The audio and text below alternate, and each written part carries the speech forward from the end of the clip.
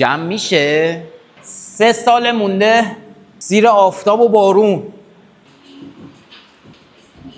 یا خدا این موتور الان خیلی از لوازماش نیستش. دوباره همه اینا رو باید ما دونه دونه زنده کنیم بریم جلو. باطنش و همه رو باید بریم جلو ببینیم.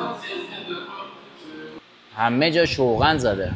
یا حسن اینم بذاریم باکو اینجا. نیمش به این مرحله بازم باید بریزیمش با این بره بابا.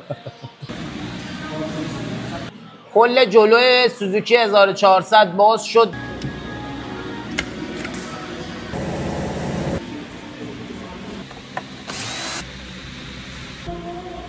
واشرها رو همه رو باید عوض کنیم. روغن ریزی داره. کمک عقبو هم سرویس شد مرتب. به اینجا رسوندیم موتوره رو بریم جلو. کلی کار داره این موتوره.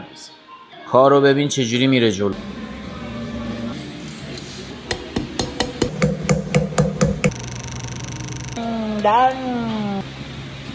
دریچه گازم ردیف شد بریم ببندیم. جلوی موتورم جمع شد جلو. اینم اگزوز و هدرز 1400. هدرزا رو دیگه داره خوشگل میشه. رفتیم واسه روشن کردن.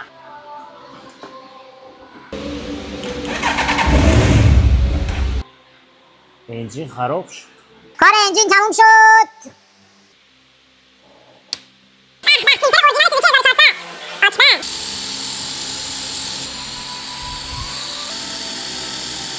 بریم به امید خودش روشنش کنیم ببینیم چی شد.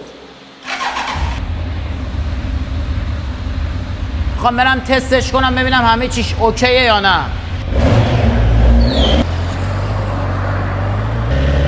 بریم یک گازی بدیم.